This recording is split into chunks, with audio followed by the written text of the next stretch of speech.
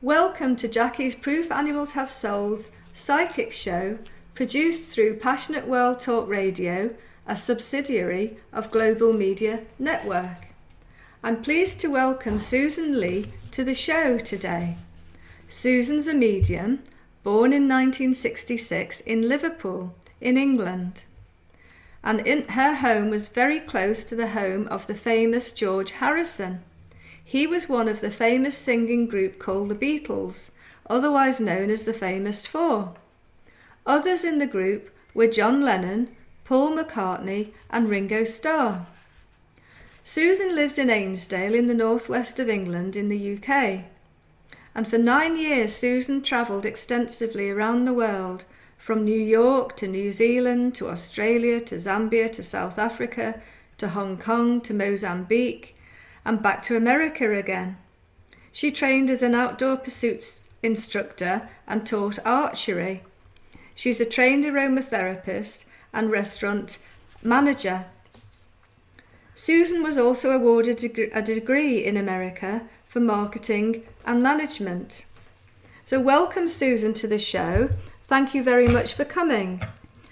As you're a medium, and listeners are all interested in hearing about your mediumship, when did your mediumship begin, Susan? Oh, hi Jackie, thank you for having me here. I would say my mediumship began from a very, very early age. I had a little friend called Mandy, and my mum told me that Mandy used to have to come to tea. My mum would have to set the table with a knife and fork and a cup and saucer for Mandy, and she was with me from as long as I can remember until the age of about 3.5. Well, that's very interesting. So you had a little spirit friend from as soon as you could see and hear as a child. So how long did Mandy stay with you? Well, like I say, she stayed until I was about 3.5, and yeah. So that's very early years, isn't it? It is, Jackie, yes. And you could see her, hear her and touch her? Yes, she was as real as you and me and everybody else. Does Mandy still visit you? No, unfortunately, no. So, what did Mandy look like? From my memory, she was very similar to me. Blonde hair, blue eyes, curly hair. Just a little girl like me. Did Mandy go everywhere with you, or was she connected to the house? I think she was mostly connected with the house, but my mum did say she was always with me. But my mum didn't say she went outside with me or anything like that. Mm-hmm. So Mandy stopped seeing you when you moved house, I think you mentioned just before the show. Yes, that's correct, Jackie. I moved to a different house when I was 3.5, and Mandy didn't come with me. And what was the next house like? Did you have any experiences of spirits there? Oh, yes. The next house was an old house. It was about 100 years old, and it had been an ex-doctor's house. And apparently a lot of people had died in that house. So I did see spirits. Some I didn't really like seeing, but there was one lady in particular, and she had a bonnet, and she always seemed to have a little basket, as if she was collecting things in her basket. And I didn't speak to her, but I would see her, and I wasn't afraid of her. But as I started to get a bit older, I became a bit wary of some of the spirits. I didn't feel comfortable. Oh, that's interesting. Before the show, you mentioned to me that you've had lots of experiences of spirit animals. And I'd be really grateful if you'd like to share some of your experiences of spirit animals with listeners. Yes, the most profound one, I would say, for me was I was at a psychic fair, and a young couple walked past the table, and I just turned and I saw the back end of a dog with them, like the dog was on a leash. Yes. And then when I looked as they moved past, there was no dog, and I was looking all around. Where's the dog? And that dog was as clear as the people. It looked as physical to me as the people did. So I just wonder, like, how many times we might see animals that aren't actually living. Or not physically there. Yes, yes, if that was possible, because there was no dog there. And it was as real as a dog, and you couldn't see it afterwards. Yes. So did you speak to the couple and tell them that there was a dog with them? No, I didn't, no. It would have been interesting, because it might have been a dog that they had lost, might have passed away, and they would have been glad to know. So it would have been interesting to follow it up. It would have, but I probably got another reader or something. Yes. So, yeah. Yes. Have you had any other experiences of spirit dogs? Yes, I was in a spiritual church, and I'd gone to the bathroom, the restroom, and I opened the door, and this big, like, Labrador kind of dog came rushing out. Mm-hmm. And I thought, what was that? Now, I didn't see that one as clearly, like, it didn't look like it's in a physical form as clear as the first dog. But I saw it, and so I asked other members of the church, is there a dog that resides here? And several people said, yes, there is a dog. A dog has been seen here. Mm-hmm. So other people have confirmed the same sighting? Yes. So you think the dog lives in a spiritualist church, or had the church been built on a home where the dog might have lived in the past and it was frequenting that, or was it frequenting people? I honestly don't know. Mm-hmm. I don't know. Because they say there's haunted houses and haunted people, that sometimes when you move from one house to the next house, the spirit moves with you, or the spirit tends to stay around that home that they feel familiar with. So it's interesting to know. It is. So those dogs that you saw in spirit, then you saw them as real as you and I? Yes, yes. That's interesting, because lots of people ask after their pet has passed, do they become group souls and they just blend into a nothing? Do we become group souls and blend into a nothing, or are we all individuals for a good period of time over in the spirit realms? You mentioned before the show that when you go walking on the beach in like a meditative state, you often see physical dogs staring at you when they're going for a walk with their human owners or human parents, and they won't budge. So what do you mean by that? Well, it's so bizarre, because the dog looks and then it just won't move, and it's just staring at me, and I don't know. I've kind of wondered if the dog maybe sees other dogs around me. Other mediums have told me I do have dogs around me. I'm very well protected. So I do wonder if on those occasions those dogs I've seen those dogs around you. Yes, and they're just like, they're transfixed in some way. Mm-hmm. I usually have to go over and say hello to the dog.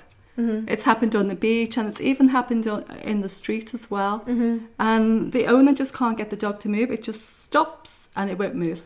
And it's just fixed on you. Yes, yes. That's interesting. So what's your most predominant sense of spirit? You obviously see them.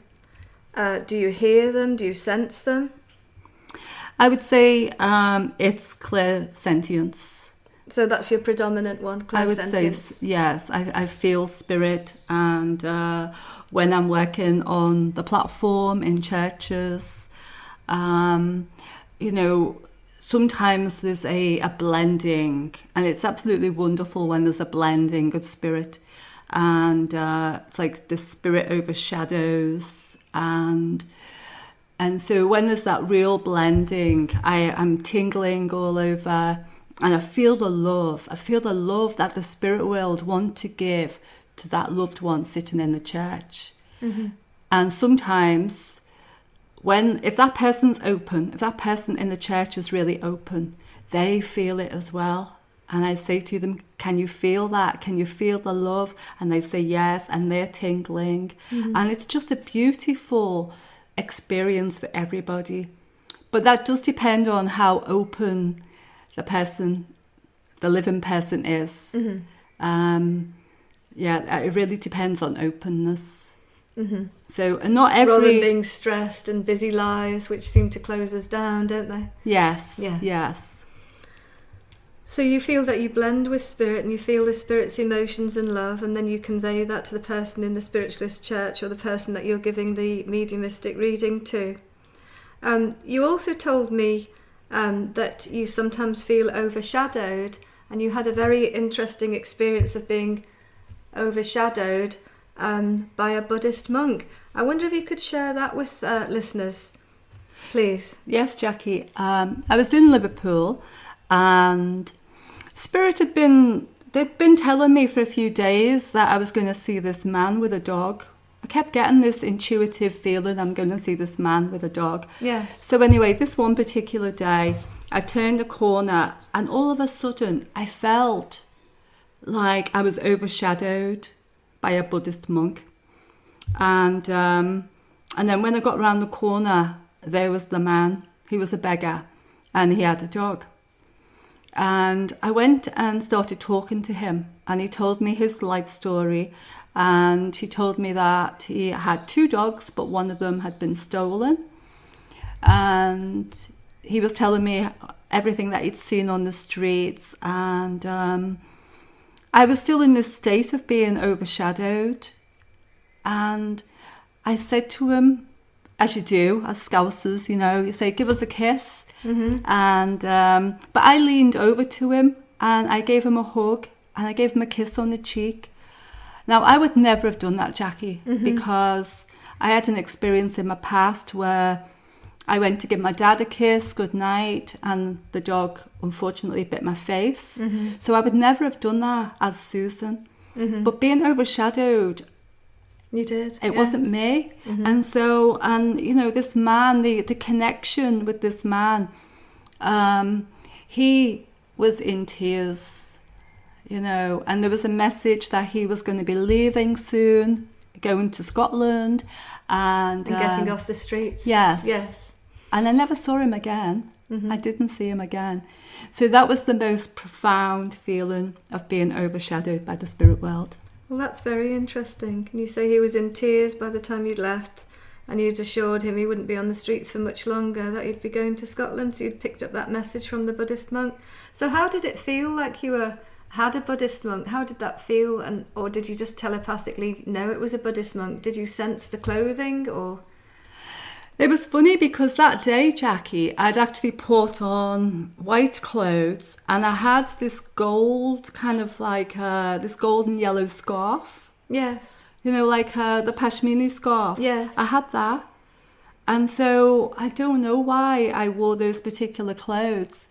But yeah, it all seemed to tie in. Mm-hmm. And I just felt like this energy. It was almost like I almost knew as well what it felt like to be, To be a Buddhist monk? Yeah, and maybe from a past life. Yes.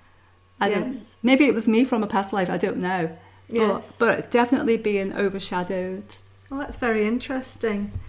So, you work in Spiritualist Churches now, and you do one-to-one mediumistic readings with people? Yes.